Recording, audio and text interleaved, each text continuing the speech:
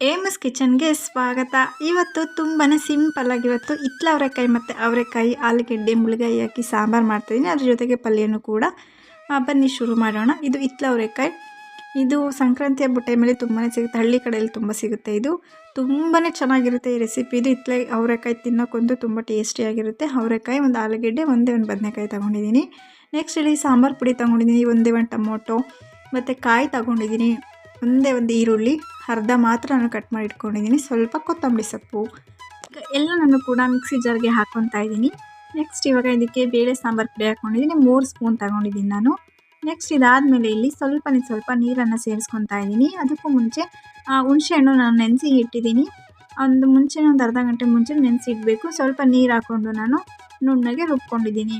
Next ಇವಾಗ cooker ತೊಗೊಂಡಿದ್ದೀನಿ, ಅದಕ್ಕೆ ಸ್ವಲ್ಪ ಎಣ್ಣೆಯನ್ನು ಸೇರಿಸ್ಕೊತಾ ಇದ್ದೀನಿ. ಎಣ್ಣೆ ಬಿಸಿ ಆದಮೇಲೆ ಒಂದು ಸ್ಪೂನಿನಷ್ಟು ಸಾಸಿವೆಯನ್ನು ಹಾಕ್ಕೊಂಡಿದ್ದೀನಿ.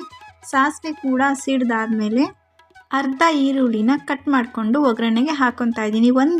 ಒಂದು ಈರುಳ್ಳಿಯಲ್ಲಿ ಅರ್ಧನ ಗ್ರೈಂಡ್ ಮಾಡೋಕ್ಕೆ ಹಾಕ್ಕೊಂಡಿದ್ದೀನಿ, ಅರ್ಧನ ಒಗ್ಗರಣೆಗೆ ಹಾಕ್ಕೊಂಡಿದ್ದೀನಿ.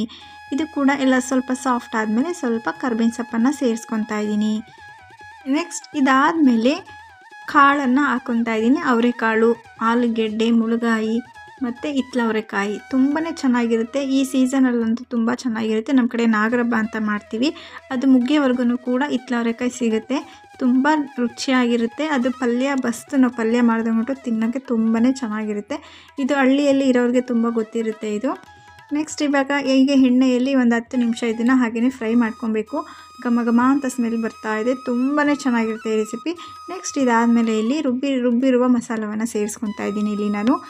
ಇಲ್ಲಿ ಸ್ವಲ್ಪ ಜಾಸ್ತಿ ನೀರನ್ನು ಸೇರಿಸ್ಕೊಬಾರ್ದು. ಈ ಸಾರು ಸ್ವಲ್ಪ ಗಟ್ಟಿ ಇರಬೇಕು, ಆಗಲೇ ತುಂಬ ಚೆನ್ನಾಗಿರುತ್ತೆ ಇದು. ಇವಾಗ ಇದಕ್ಕೆ ನಾನು ನೀರನ್ನು ಸೇರಿಸ್ಕೊತಾ ಇದ್ದೀನಿ. ಮಿಕ್ಸಿ ಜಾರಿಗೆ ಸ್ವಲ್ಪ ನೀರನ್ನು ಹಾಕ್ಕೊಂಡು ಸೇರಿಸ್ಕೊತಾ ಇದ್ದೀನಿ. ಇದಕ್ಕೆ ಜಾಸ್ತಿ ನೀರನ್ನು ಯೂಸ್ ಮಾಡಬೇಡಿ ಇದು. ನೆಕ್ಸ್ಟ್ ಇವಾಗ ಇದಕ್ಕೆ ಹುಣಸೆ ಹುಳಿಯನ್ನು ನೆನೆಸಿ ಇಟ್ಟಿದ್ನಲ್ಲ, ಹುಣಸೆ ಹುಳಿಯನ್ನು ಸೇರಿಸ್ಕೊತಾ ಇದ್ದೀನಿ. ಇದಕ್ಕೆ ಹುಣಸೆ ಹುಳಿ ಹಾಕ್ಕೊಳ್ಳೇಬೇಕು, ಹಾಕ್ಕೊಂಡ್ರೇ ಟೇಸ್ಟ್. ಮತ್ತು ಇಲ್ಲಿ 1 ಸ್ಪೂನು ಉಪ್ಪನ್ನು ಸೇರಿಸ್ಕೊತಾ ಇದ್ದೀನಿ.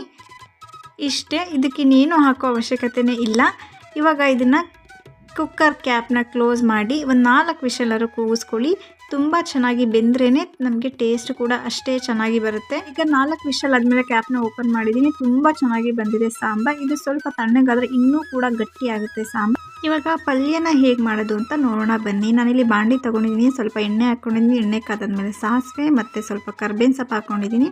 2 ಹಸಿರು ಮೆಣಸಿನಕಾಯಿ, ಅರ್ಧ ಈರುಳ್ಳಿನ ಸೇರಿಸ್ಕೊಂಡಿದ್ದೀನಿ. ಇದಕ್ಕೆ ಹಸಿ ವಾಸನೆ ಹೋಗಬೇಕು, ಸ್ವಲ್ಪ ಸಾಫ್ಟ್ ಆಗೋವರೆಗೂ ಚೆನ್ನಾಗಿ ಫ್ರೈ ಮಾಡ್ಕೊಳ್ಳಿ. ಸ್ವಲ್ಪ ಉಪ್ಪನ್ನು ಸೇರಿಸ್ಕೊಳ್ಳಿ, ಸಣ್ಣ ಉಪ್ಪನ್ನು ಹಾಕ್ಕೊಂಡು ಒಂದು 5 ನಿಮಿಷ ಹಾಗೆಯೇ ಫ್ರೈ ಮಾಡ್ಕೊಳ್ಳಿ. ಇದು ತುಂಬ ಚೆನ್ನಾಗಿರುತ್ತೆ. ನಾವು ಇನ್ನೂ ತಿನ್ನಬೇಕು ಅನ್ನಿಸ್ತಾ ಇರುತ್ತೆ, ಅಷ್ಟು ಚೆನ್ನಾಗಿರುತ್ತೆ ಇದು. ಇವಾಗ ಒಂದು 5 ನಿಮಿಷ ಆದಮೇಲೆ ಇಲ್ಲಿ ಕಾಯಿ ತುರಿ ಹಾಕ್ಕೊತಾ ಇದ್ದೀನಿ. ಫ್ರೆಶ್ ಕಾಯಿ ತುರಿ ಆದರೆ ತುಂಬಾ ಚೆನ್ನಾಗಿರುತ್ತೆ ಇದು. ಒಂದು 1/4 ಭಾಗದಷ್ಟು ಕಾಯಿ ತುರಿ ಹಾಕ್ಕೊಂಡಿದ್ದೀನಿ. ಇದು ಕೂಡ ಒಂದು 5 ನಿಮಿಷ ಆ ನೀರಿನ ಅಂಶ ಹೋಗೋವರೆಗೂ ಕೂಡ ಫ್ರೈ ಮಾಡ್ಕೊಳ್ಳಿ. ಇದಾದಮೇಲೆ ನಾನು ಸಾಂಬಾರಿಂದ ಅವರೆಕಾಳು, ಹಿತ್ಲ ಅವರೆಕಾಯಿ ಮತ್ತು ಆಲೂಗೆಡ್ಡೆ, ಮುಳುಗಾಯಿ ಎಲ್ಲ ಸಪ್ರೇಟ್ ಮಾಡ್ಕೊಂಡಿದ್ದೀನಿ. ಅಷ್ಟನ್ನು ಕೂಡ ಹಾಕ್ಕೊಂಡು ಚೆನ್ನಾಗಿ ಫ್ರೈ ಮಾಡ್ಕೊಳ್ಳಿ. ತುಂಬಾ ಚೆನ್ನಾಗಿರುತ್ತೆ ಈ ರೆಸಿಪಿ. ಹಳ್ಳಿ ಕಡೆ ನಾವು ತುಂಬಾ ಮಾಡ್ತೀವಿ. ಹಿತ್ಲ ಅವರೆಕಾಯಿ ಬಸ್ಸಾರು ಅಂತ ಕರಿತೀವಿ ನಾವು. ತುಂಬ ಚೆನ್ನಾಗಿರುತ್ತೆ ಈ ರೆಸಿಪಿ. ಇದಕ್ಕೆ ಸ್ವಲ್ಪ ಸಾಂಬಾರನ್ನು ಸೇರಿಸ್ಕೊತಾ ಇದ್ದೀನಿ. ನೀವು ಕೂಡ ಖಂಡಿತ ಟ್ರೈ ಮಾಡಿ ನೋಡಿ ಈ ರೆಸಿಪಿನ. ನಮ್ಮ ಕಡೆ ನಾವು ಸಂಕ್ರಾಂತಿ ಟೈಮಲ್ಲಿ ತುಂಬಾ ಮಾಡ್ತೀವಿ ಸಾಂಬಾರು, ಅಷ್ಟೇ ಚೆನ್ನಾಗಿರುತ್ತೆ. ಹೆಲ್ದಿನೂ ಕೂಡ. ಮುದ್ದೆ ಜೊತೆಗಂತೂ ತುಂಬಾ ಚೆನ್ನಾಗಿರುತ್ತೆ. ಇಷ್ಟೇ, ವೆರಿ ಸಿಂಪಲ್. ಈ ರೆಸಿಪಿ ನಿಮಗೆ ಇಷ್ಟ ಆಗಿದೆ ಅಂತ ಅಂದ್ಕೊಂಡಿದ್ದೀನಿ.